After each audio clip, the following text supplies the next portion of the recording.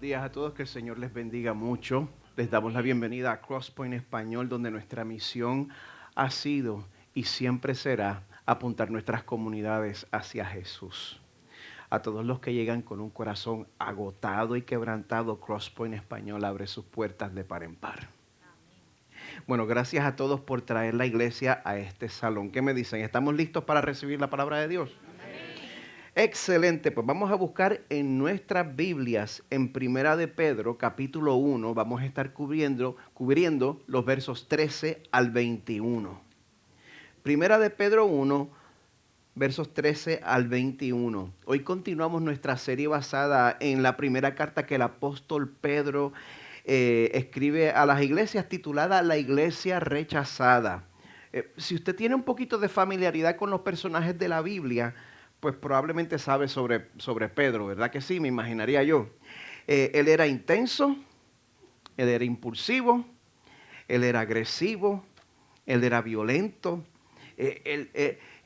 y a la misma vez él fue el primer discípulo en discernir la verdadera identidad de Jesús. Y entonces también sabe cómo, después de tanto hablar a la hora de la verdad, pues Pedro se acobardó y negó a Jesús 3 veces. Pero entonces también sabe que Jesús lo restauró, lo perdonó, y poco antes de ascender al cielo, Jesús le da la encomienda de cuidar de sus hermanos. Apacienta mis ovejas, le dijo Jesús. Pues mire, después de todo eso, pasan unos, no sé, 30, 40 años, después de todos estos eventos, pues aquí tenemos un Pedro diferente. Tenemos un Pedro transformado, un Pedro que está escribiendo esta carta para que fuera circulada a través de varias iglesias que se habían formado en la parte norte de Turquía. Estas iglesias, como estaban existiendo dentro de un mundo greco-romano, estaban empezando a sentir presión, estaban empezando a sentir oposición. Todavía no estaban pasando por la persecución horrible de Nerón que estaba por venir, pero sí estaban experimentando rechazo social por causa de su fe. Y bueno, si esta carta hubiera sido escrita por el Pedro Viejo, si esta carta hubiera sido escrita por Pedro 1.0, pues probablemente él estaría incitándolos a formar una revuelta y forzar al Imperio Romano a que les concedieran derechos y libertades religiosas, me imagino yo. Pero este Pedro era diferente. Este era un Pedro más sabio y este era un Pedro más santificado. Pues entonces él en esta carta, él exhorta a estas iglesias, a número uno, a que se mantuvieran firmes en la fe, porque yo lo siento mucho, pero la adversidad es parte de la vida cristiana. Dos de ustedes lo entienden. Tengo fe. No, bueno, ustedes son adultos. Yo sé que muchos de nosotros nos criamos en iglesias donde nos hacían cuentos de hadas, donde te decían, si tú crees en el Señor se te acabaron los problemas. La adversidad es parte de la vida cristiana. Y otra cosa, y otra exhortación de Pablo a estas iglesias es que se dieran cuenta de que en toda situación, fácil o difícil, si nosotros somos parte del pueblo de Dios, Él nos ha dado poder para obedecerle. Amén. En toda situación, en toda situación. Pues mire, esta es nuestra tercera semana. En las primeras 2 semanas nosotros vimos que la intención principal de Pedro, pues, era alentar a las iglesias. Les estaba recordando que, bueno, después de todo, en este mundo, ellos eran exiliados. Si usted lee el original griego, es literalmente extranjeros residentes. Ese es el estatus de muchos de ustedes aquí. Tarjeta verde. Ese es nuestro estatus en la tierra, en este mundo. Quizá no somos ciudadanos, pero tampoco somos turistas. Tenemos que hacer nuestra vida aquí, pero no nos agarramos demasiado a nuestra vida en este mundo. Pues mire, en la primera semana No sé si se acuerdan, Pedro les enseña que en Jesús ellos tenían una esperanza viva, que ellos tenían una herencia que no se podía arruinar y que nadie les podía quitar. Y en la semana pasada nosotros hablamos sobre cómo esa salvación que Dios les había dado había sido anunciada por los profetas siglos antes de que ellos nacieran. Jesús mismo le dice a sus discípulos en Lucas 10, dichosos los ojos que ven lo que ustedes ven. Eso es para los apóstoles y eso es para ustedes. Dichosos los ojos que ven lo que ustedes ven, porque les digo que muchos profetas y reyes desearon ver lo que ustedes ven y no lo vieron. Y oír lo que ustedes oyen y no lo oyeron. O sea que Dios fue revelando su plan de salvación de una manera progresiva y ahora nosotros estamos aquí habiendo recibido una revelación plena de Jesús. Y de hecho, este drama de redención de la humanidad es tan fascinante que leímos que los mismos ángeles están pendientes a lo que va a pasar. ¿Quieren ver la conclusión? Pues mire, en esta mañana pasamos las 2 semanas recibiendo todo este ánimo. Pedro nos está diciendo, dense cuenta del tesoro que tienen en el Señor. Eso es lo que llamamos indicativo. En esta mañana pasamos de lo indicativo a lo imperativo. Imperativo significa una orden.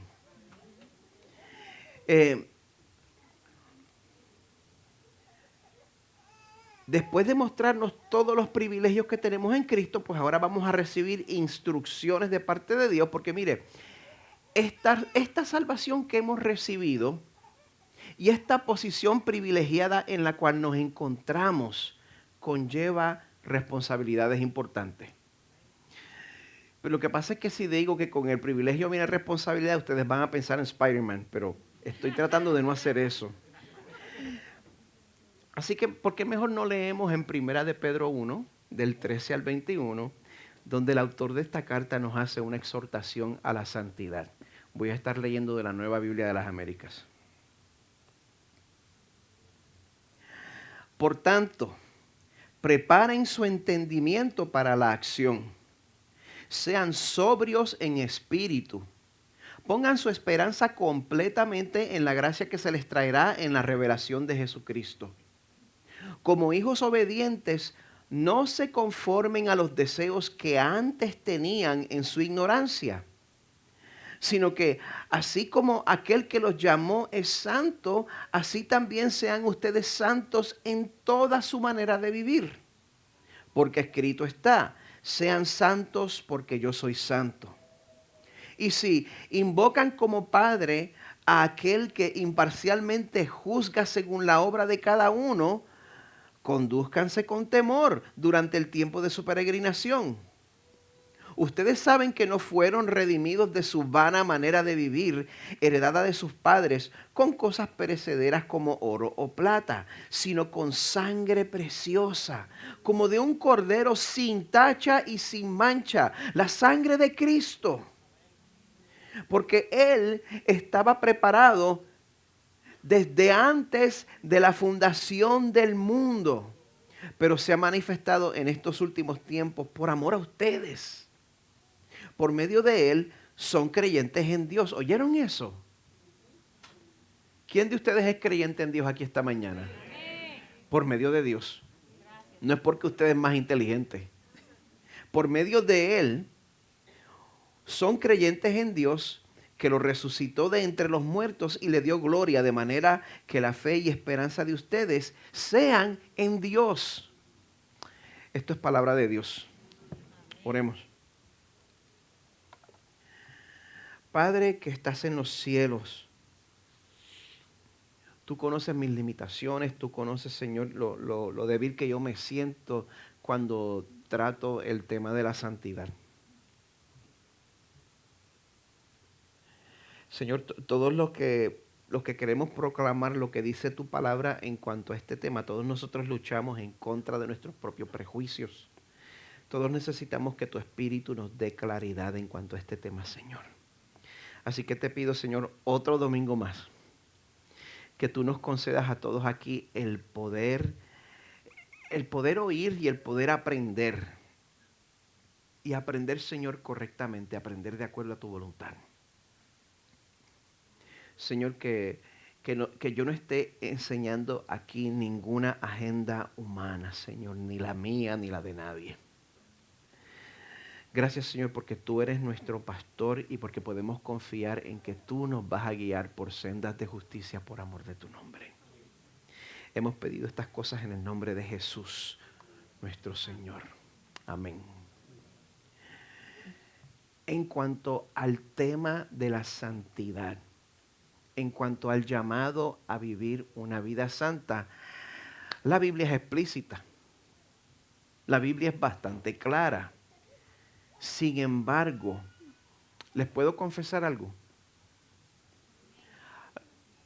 A través de mi niñez, la mayoría de los predicadores y maestros con quienes me crié formaron en mí una aversión al tema de la santidad. Siempre que oía a alguien, vamos a hablar de la santidad, yo, echaba los ojos para atrás. ¿Por qué? Bueno, en parte porque a mí me gustaba el mundo. Eso era parte. Pero también la hipocresía de muchos pastores y predicadores perjudicaba el mensaje. ¿Sabe por qué? Porque ellos definían lo que era bueno y lo que era pecado de acuerdo a sus gustos personales. Y un montón de ustedes están asintiendo y tienen esa experiencia en común conmigo. Eso, pues entonces imagínense, eso quería decir que un rockero como yo siempre estaba en la mirilla.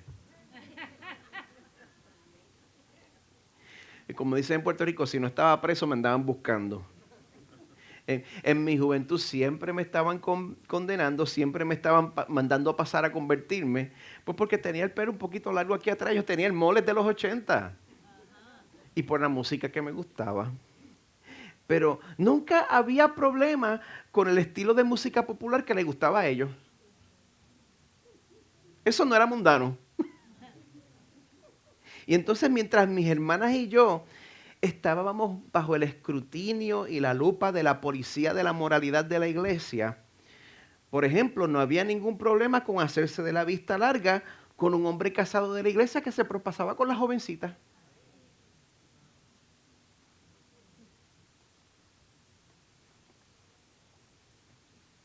O sea que si tú estabas entre los querendones del pastor, las reglas a ti no te aplicaban. Pues todo eso resultó en que cada vez que traían el tema de la santidad, pues para mí era un mensaje hueco. Pero entonces el problema que yo tenía es que entonces uno deja que el péndulo se mueva hasta el otro extremo. Y tampoco podemos hacer eso, porque ahí vamos a caer en un error, porque, mire, aunque el tema de la santidad parezca ser anticuado, aunque no esté de moda buscar ser una persona más virtuosa, aunque no esté de moda buscar ser una persona más ética, si tú te conoces a ti mismo, tú tienes que admitir que dentro de ti hay deseos que si tú les das rienda suelta, tú te vas a hacer daño y le vas a hacer daño a otras personas. Y me llena de esperanza toda la gente que dijo amén y está sintiendo. Gracias, Señor, por la conciencia propia.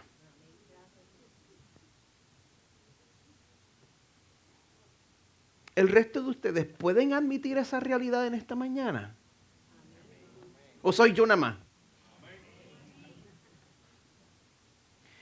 Mira, si te das cuenta de esa realidad, dale gracias a Dios porque Él mismo te lo ha revelado.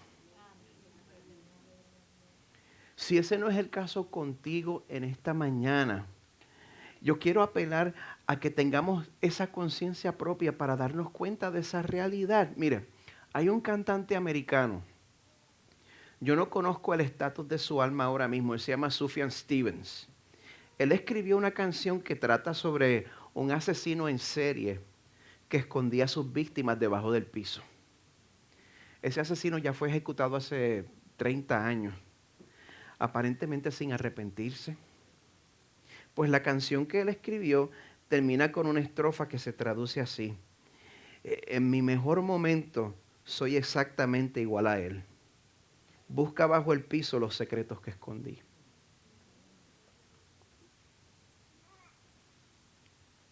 ¿Pueden admitir esa realidad? O cada vez que ocurre un crimen y sale la identidad del criminal por las noticias, pues usted hace distancia entre usted y esa persona. Yo no soy así, eso es un monstruo.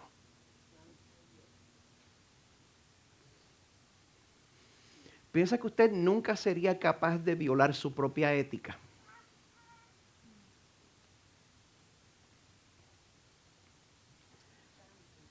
Antes de que la maldad se convierta en un acto, primero nace en nuestros corazones. Nace en nuestros corazones como sentimientos que nosotros amamantamos. No lo digo yo, lo dice Jesús.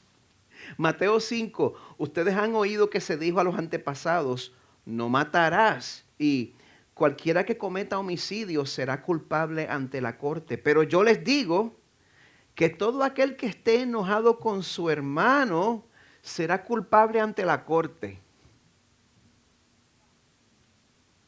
Y cualquiera que diga insensato a su hermano será culpable ante la Corte Suprema.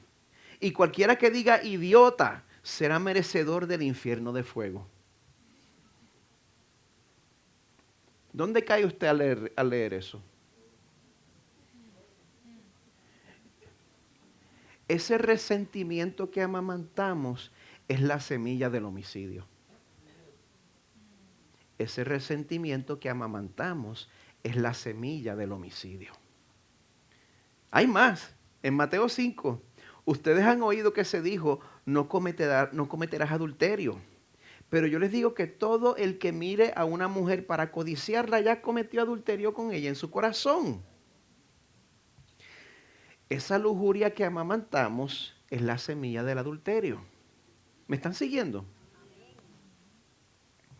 Mire, no importa que su crianza haya sido religiosa o no. No importa que su corriente política personal sea conservadora o progresiva. La Biblia nos enseña que todos hemos heredado una naturaleza pecadora y necesitamos santidad.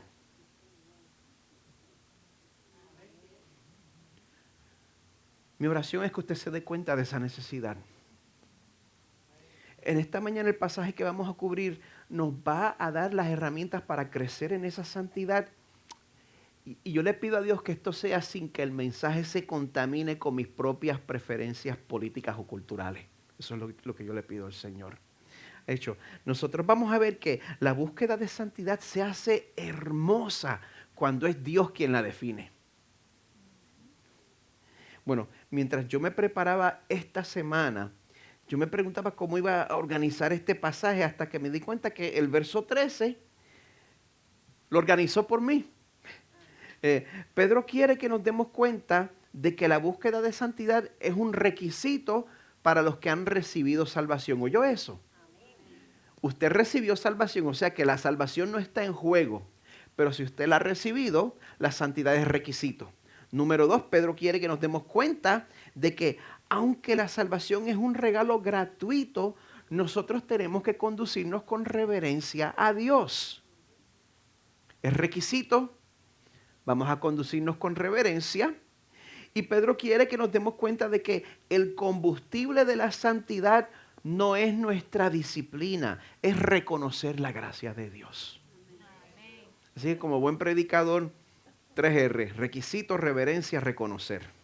Así que vamos a encontrar la primera exhortación de Pedro en el verso 13, que dice: por tanto, preparen su entendimiento para la acción. Las versiones más antiguas dicen: ciñan sus lomos. El original griego dice: ajustate los pantalones, básicamente.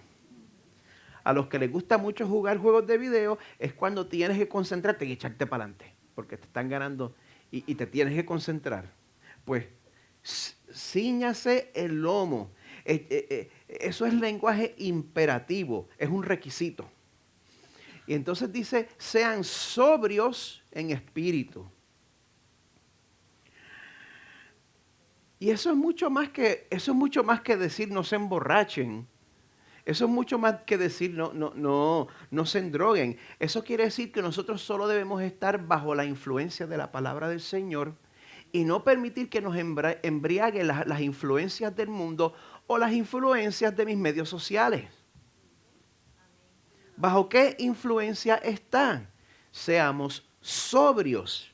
Porque ¿por qué tenemos que estar sobrios? Dos razones. En este mundo estamos en tiempo de guerra.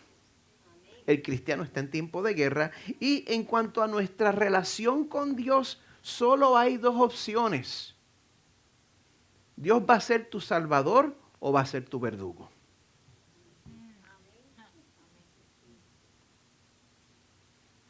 Seamos sobrios. Y después dice, pongan su esperanza completamente en la gracia que se les traerá en la revelación de Jesucristo. Vamos a poner nuestra esperanza, vamos a reconocer que el mismo Dios que nos dio vida espiritual, pues Él nos va a preservar hasta el fin.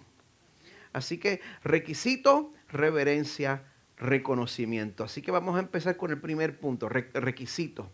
El requisito que Dios tiene con los que ya recibieron el regalo de la salvación. Así que el verso 14 nos exige, nos dice, como hijos obedientes. El original griego lo pone de una manera un poquito diferente. Dice, como hijos de obediencia. O sea que obedecer a Dios ahora, si estás en Cristo, pues debe ser parte de nuestra naturaleza porque somos hijos de Él y de tal palo tan despiertos. Pues como hijos de obediencia, no se conformen a los deseos que antes tenían en su ignorancia. O sea, la vida pasada de pecado fue adquirida a través de la ignorancia. Y yo creo que esa es una de las razones por las cuales yo creo que Pedro le estaba escribiendo a una iglesia que tenía muchos gentiles, porque la vida hedonista, la vida desenfrenada, pues era más parte del mundo grecorromano, mientras que la crianza del judío pues era más moralista y legalista. Pero el que está en Cristo no está atrapado por la crianza que recibió. Amén. Qué bueno. Usted no tiene que ser víctima de su crianza. El que está en Cristo no tiene que estar atrapado en la crianza que recibió.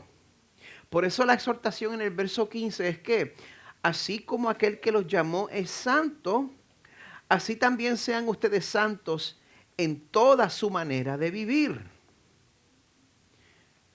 El argumento de Pedro es que si nosotros estamos en Cristo, tenemos una nueva identidad. Así que para nosotros vivir una vida santa no es solamente un cambio de conducta. Si somos hijos de obediencia, se supone que una vida santa salga de nuestros corazones espontáneamente.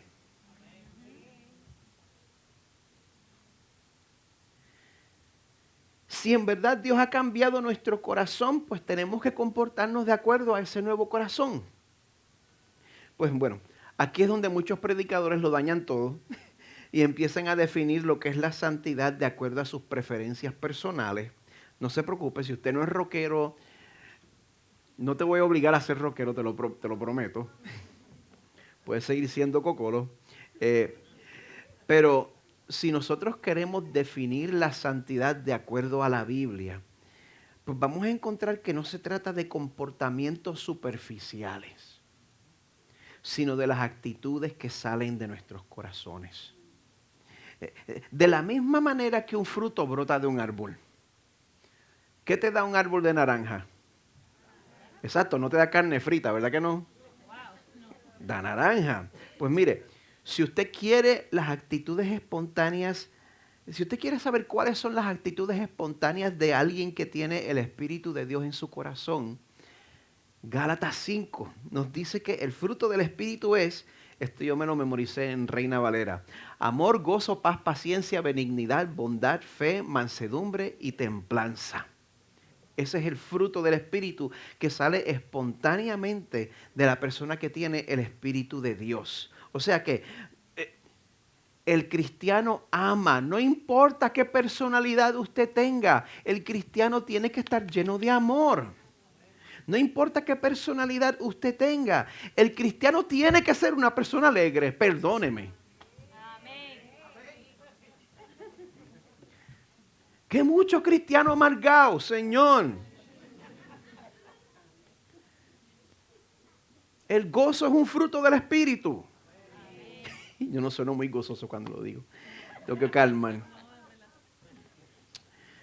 Por más que las noticias quieran alarmarnos, el cristiano no debe caracterizarse por la ansiedad, sino por tener paz en su corazón.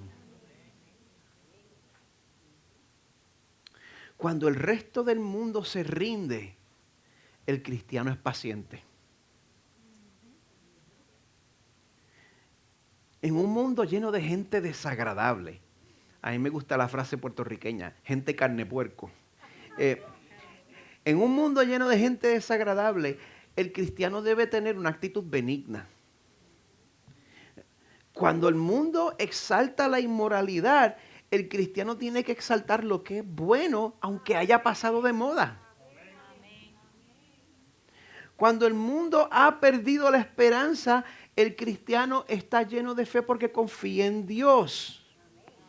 Cuando nuestros comentaristas políticos favoritos nos dicen que tenemos que tener la misma malicia de nuestros adversarios, el cristiano es manso. Cuando el mundo alrededor de nosotros se hunde en el desenfreno, el cristiano se conduce con dominio propio. Mire, hay comportamientos que se pueden fingir. Usted puede pasar una vida entera en la iglesia y me puede engañar a mí. Pero el fruto del Espíritu es imposible de fingir porque es herencia del Padre. Es herencia del Padre. Mire, todos los Medina salimos con la cabeza grande.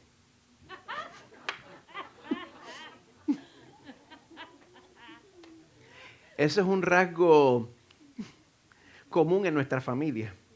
Pues de esa misma manera, un rasgo principal cuando tú eres parte de la familia de Dios es obedecer a Dios. Yo creo que pude haber dado un mejor ejemplo, pero bueno.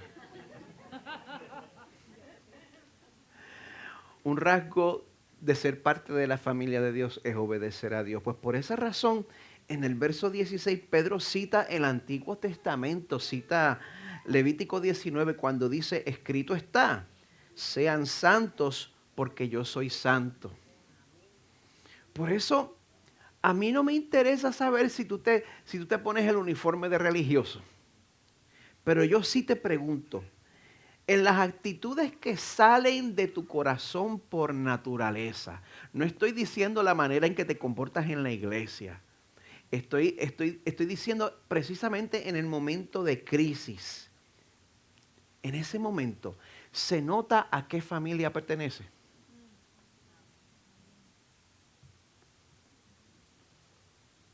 ¿Qué fluye de ti? Amargura, ansiedad, agresividad, o amor, gozo, paz, paciencia, benignidad, bondad, fe, mansedumbre, dominio propio. Eso es lo que es templanza, dominio propio. Si nosotros somos propiedad de Dios, Él nos compró al precio de la sangre de Jesús.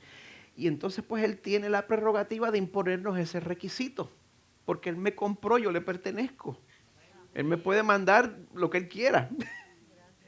Pues a nosotros nos toca responder a ese requisito con corazones llenos de reverencia. Pedro dice en el verso 17, si invocan como Padre, si usted dice que Dios es Padre, si invocan como Padre a aquel que imparcialmente juzga según la obra de cada uno. Si tú dices que el juez perfecto del universo es tu Padre, entonces condúzcanse con temor. Perdón, estoy tratando de que no me salga puertorriqueño, pero viví allí 20 años. Condúzcanse con temor durante el tiempo de su peregrinación. Ese Dios a quien nosotros tenemos el privilegio de llamar Padre, también es el único juez que va a juzgar con justicia y con absoluta imparcialidad. A ese juez nadie lo puede comprar. ¿Verdad que en nuestros países se pueden comprar los jueces?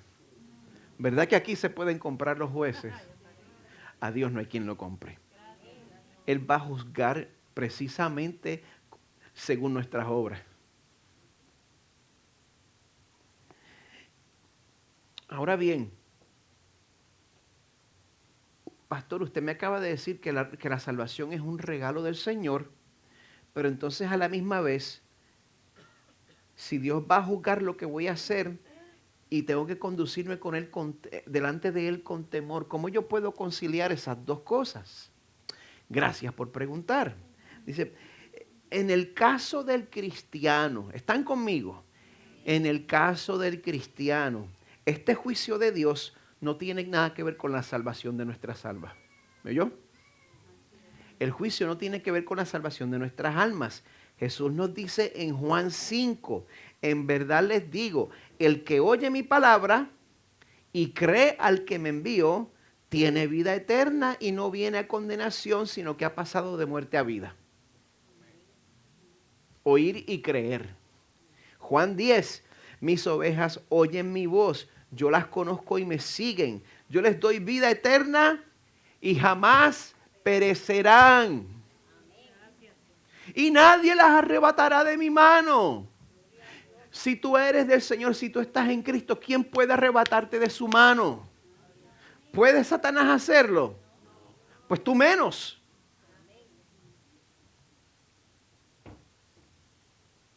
Mi Padre que me las dio es mayor que todos y nadie las puede arrebatar de la mano del Padre. Romanos 8.1 dice que no hay condenación para los que están en Cristo Jesús. Así que esto no tiene que ver con la salvación de su alma. En buen puertorriqueño eso está planchado. Pero eso sí, en la Biblia vamos a encontrar muchas verdades que viven en tensión. Por ejemplo, la salvación que nosotros tenemos en Cristo es segura, pero a la misma vez, segunda de Corintios 5 nos dice que como cristianos nosotros ambicionamos agradar al Señor. El estatus que tenemos en Él es seguro, pero nosotros todavía ambicionamos agradar al Señor, porque todos nosotros debemos comparecer ante el tribunal de Cristo para que cada uno sea recompensado por sus hechos, estando en el cuerpo, de acuerdo con lo que hizo, sea bueno o sea malo. Por si se le pasó. Nuestra salvación está en las manos de Dios por la eternidad. ¿Está claro eso? Sin embargo, aparte de la salvación, Dios nos va a recompensar de acuerdo a cómo le obedecimos.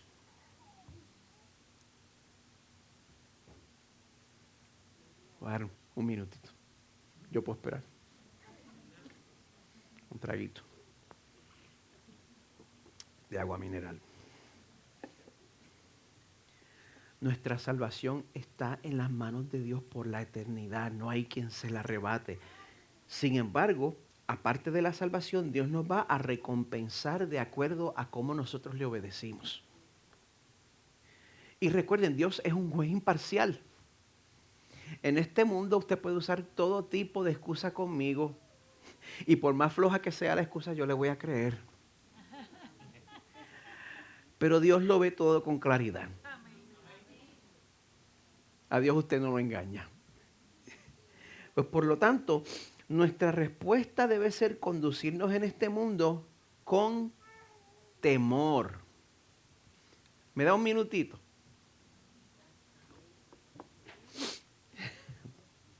Mire, yo sé que estoy usando la palabra reverencia para esta sección, pero es mi opinión personal que a menudo nosotros suavizamos el significado de esta palabra temor en la Biblia. Yo creo que lo suavizamos muy a menudo.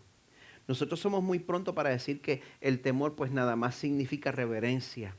Pero yo me puse a mirar el original griego y la palabra que se usa es literalmente fobo. de donde viene fobia, de donde viene miedo.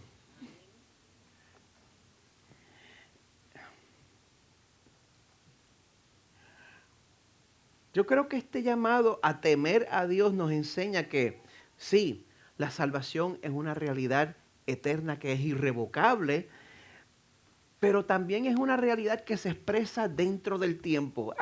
Aquí me puse bien técnico. La salvación es una realidad eterna.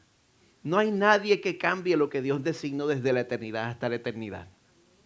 Pero la salvación también se expresa dentro del tiempo. Hoy en día tengo que vivir mi salvación. De manera que mi voluntad está envuelta y mi responsabilidad está envuelta. Una vez más, Dios es soberano, nosotros somos responsables. Yo no puedo ver la eternidad. Yo no tengo el derecho de tomar una captura, un screenshot de tu vida ahora mismo y decirte con certeza si tú eres de Dios o no. Yo no veo toda tu vida. Yo nada más estoy tomando un screenshot, una captura de tu vida ahora mismo. Yo no lo puedo hacer. Pero tú sí tienes la responsabilidad de juzgar tu propio corazón. Tú sí tienes la responsabilidad de juzgar tu propio corazón.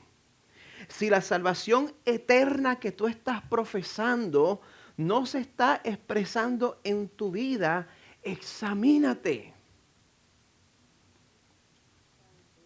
Si tú estás profesando tener una salvación eterna y esa salvación eterna no se está expresando en tu vida hoy en día, examínate, pregúntate si en verdad has creído. ¿Sabes por qué? Porque no hay tiempo que perder. Porque el mañana no está garantizado. Especialmente si tú invocas como Padre a aquel que imparcialmente juzga según la obra de cada uno. Para los que hemos sido rescatados del infierno, pues es un requisito conducirnos con la reverencia que viene al reconocer que lo que hizo Jesús en la cruz por nosotros fue valioso y fue efectivo. Lo que hizo Jesús por nosotros fue valioso y fue efectivo. Todas las personas que estuvieron aquí el miércoles tuvieron una perfecta preparación para este sermón. Nos dedicamos a hablar sobre cómo lo que hizo el Señor por nosotros fue efectivo, cómo logró todo lo que Dios quería que lograra en nosotros. Y nosotros tenemos que saber que lo que promete el Señor se va a cumplir, porque a nosotros nos da trabajo creer. ¿Cuántas cosas nos han prometido a nosotros que no se han dado? ¿Cuántas veces usted ha puesto su seguridad y su confianza en cosas que parecen seguras pero se desvanecen? ¿Le ha pasado? Me ha pasado a mí. Nosotros hemos visto el declive en nuestros países, ¿verdad que sí? Nosotros hemos visto que las amistades, por más firmes que parezcan ser, se acaban. Hemos visto que lo único que usted necesita para perder todo su dinero que tanto trabajo le ha dado ahorrar es una crisis chiquitita. ¿Verdad que sí? Eso es lo único que se necesita.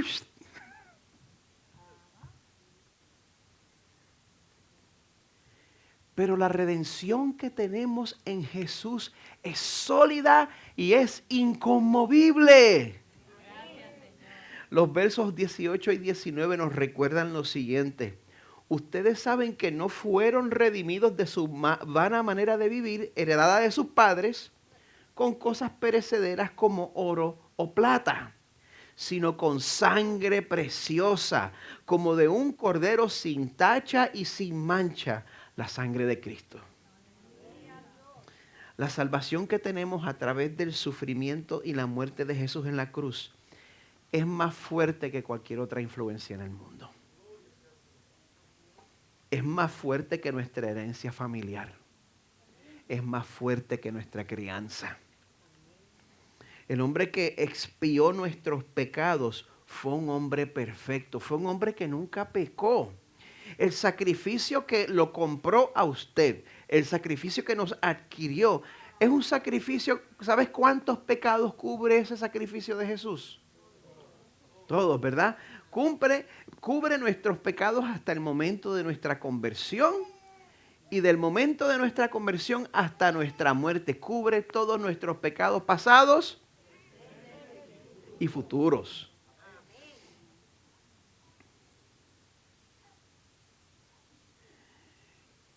Lo hermoso es que nada ni nadie puede revertir esa transacción.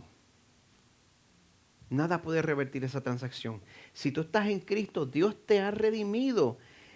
Y no importa en qué situación tú estés, el pecado no tiene poder sobre ti. Nunca vas a estar en una situación en la cual tú tengas que decir, yo no tengo más remedio que pecar. Dios no me ha dado otra opción. No importa en qué situación estés, el pecado no tiene poder sobre ti. Quien en vida fuera el pastor y teólogo Edmund Clowney, escribe en su comentario de Primera de Pedro lo siguiente. Él dice, aquí Pedro llega al corazón de nuestra salvación. ¿Cómo podemos nosotros, pecadores, ser atraídos a la santidad de Dios? La respuesta es redención. Si Dios no nos hubiera hecho suyos, no podríamos alcanzar su santidad ni desearla. Pero Dios nos ha reclamado como suyos a un precio que cauteriza nuestras mentes con la llama de su amor. Ese poder que nos cambia, ese poder que nos hace más como Jesús, es el mismo poder que nos salvó de nuestros pecados, aun cuando nosotros estábamos endurecidos en contra de Dios. Amada iglesia, no hay nada que pueda en contra del plan de un Dios soberano. Absolutamente nada. El sacrificio de Jesús es efectivo. El sacrificio de Jesús es irrevocable, porque como dicen los versos 20 y 21, Él estaba preparado.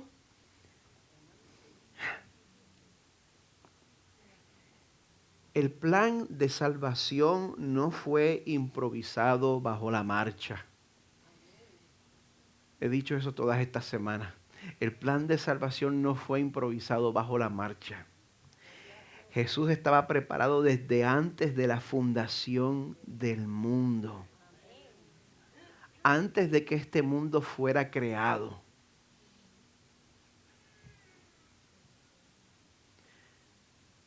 El sacrificio que pagó por sus pecados ya estaba preparado. Antes de que este mundo fuera creado. Pero se ha manifestado en estos últimos tiempos por amor a ustedes. Por medio de Él. Por medio de nuestro Señor. Son creyentes en Dios, que lo resucitó de entre los muertos y le dio gloria, de manera que la fe y esperanza de ustedes sean en Dios. Señor, que esa sea nuestra fe y nuestra esperanza.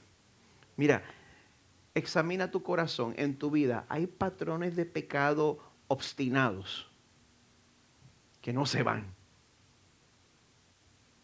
Después de tantos años todavía tengo esta misma lucha. Te pregunto, ¿estás poniendo tu esperanza en tu fuerza de voluntad? ¿Estás poniendo tu esperanza en tu disciplina? ¿O estás poniendo tu esperanza en la realidad de que si tú estás en Cristo, tú eres propiedad de Dios? ¿Dónde está tu esperanza? Mientras más rápido te puedas apropiar de esa realidad, pues más útil vas a ser para el reino de Dios y para el mundo que te rodea. Quien en vida fuera el pastor bautista Warren Wiersbe, a ver si me salió bien el nombre, escribe lo siguiente. Una de las razones por las que Dios te salvó es para que pudieras dar fruto en este mundo.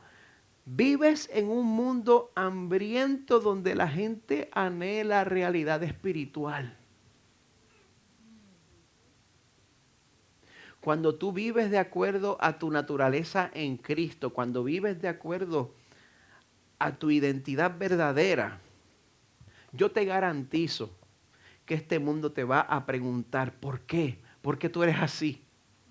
Porque tú eres así. Como les dije la semana pasada, no se lleven el crédito. Presenta a tu Salvador. Una vida cambiada es un testimonio irrefutable que trae oportunidades para compartir el Evangelio. Si usted se pregunta por qué no viene esa oportunidad, pues busque vivir de acuerdo a su nueva identidad en Cristo y las oportunidades le van a llover. Así que, amada iglesia, yo quiero invitarles a que nosotros respondamos a esta palabra celebrando el rescate que hemos recibido de nuestro Redentor. El equipo de adoración, que va a constar de Tito, Alexa y Samuel, pueden pasar al frente. Mientras ellos toman sus lugares, vamos a preparar nuestros corazones para celebrar la fidelidad de Dios. Vamos a adorarle con nuestras voces y vamos a participar en la cena del Señor.